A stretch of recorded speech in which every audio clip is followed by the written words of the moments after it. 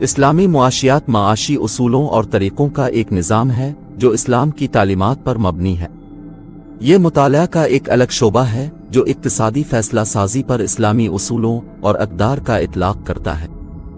اسلامی معاشیات کی جوڑے عدل و انصاف اور عدل و انصاف کے اصولوں پر استوار ہے۔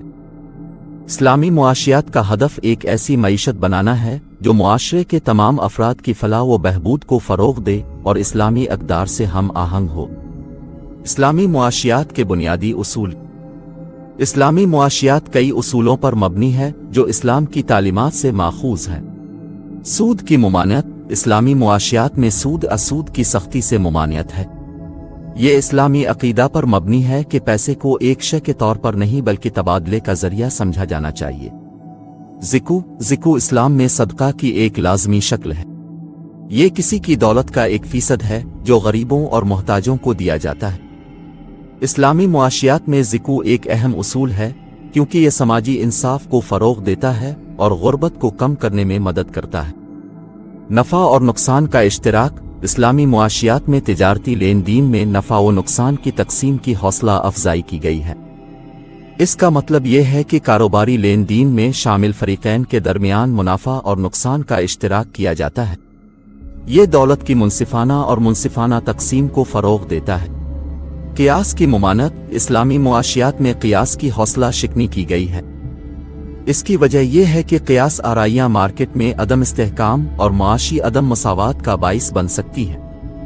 اخلاقی اور سماجی ذمہ داری۔ اسلامی معاشیات معاشی فیصلہ سازی میں اخلاقی اور سماجی ذمہ داری کی اہمیت پر زور دیتی ہے۔ اس کا مطلب یہ ہے کہ کاروباری اداروں اور افراد کو مجموعی طور پر معاشرے پر ان کے اعمال کے اثرات پر غور کرنے کی ترغیب دی جاتی ہے۔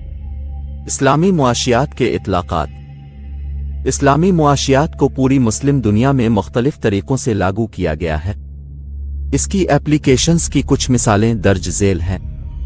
اسلامی بینکاری۔ اسلامی بینکاری کا ایک ایسا نظام ہے جو اسلامی اصولوں پر مبنی ہے۔ یہ سود پر پابندی لگاتا ہے اور نفع و نقصان کی تقسیم کو فروغ دیتا ہے۔ اسلامی مالیات۔ اسلامی مالیات کا ایک ایسا نظام ہے جو اسلامی اصولوں پر مبنی ہے۔ یہ اخلاقی اور سماجی طور پر ذمہ دار سرمایہ کاری کے طریقوں کو فروغ دیتا ہے۔ اسلامی مائکرو فنانس۔ اسلامی مائکرو فنانس کا ایک ایسا نظام ہے جو اسلامی اصولوں پر مبنی ہے۔ یہ ان افراد اور کاروباروں کو چھوٹے قرضے فراہم کرتا ہے جو روایتی بینکنگ خدمات تک رسائی سے قاصر ہیں۔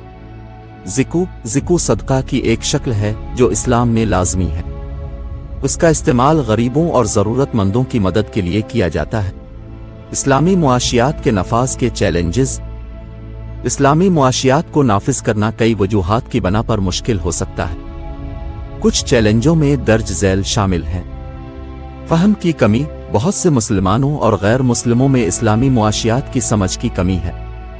اس سے اسلامی معاشی اصولوں کو نافذ کرنا مشکل ہو سکتا ہے۔ بنیادی ڈھانچے کا فقدان۔ مسلم دنیا کے بہت سے حصوں میں اسلامی معاشی طریقوں کی حمایت کے لیے بنیادی ڈھانچے کی کمی ہے۔ مثال کے طور پر کافی اسلامی بینک یا مالیاتی ادارے نہیں ہو سکتے ہیں۔ سیاسی عدم استحکام۔ بہت سے مسلم ممالک میں سیاسی عدم استحکام اسلامی معاشی اصولوں کو نافذ کرنا مشکل بنا سکتا ہے۔ اس کی وجہ یہ ہے کہ سیاسی عدم استحکام معاشی عدم استحکام کا باعث بن سکتا ہے۔ اسلامی معاشیات معاشی اصولوں اور طریقوں کا ایک نظام ہے جو اسلام کی تعلیمات پر مبنی ہے۔ یہ اقتصادی فیصلہ سازی میں انصاف، مساوات اور انصاف کی اہمیت پر زور دیتا ہے۔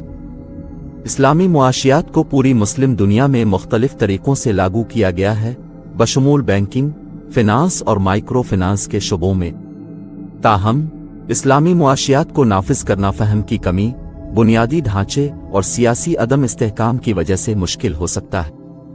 ان چیلنجوں کے باوجود اسلامی معاشیات مطالعہ کا ایک اہم شعبہ ہے جو معاشی انصاف اور سماجی بہبود کو فروغ دیتا ہے۔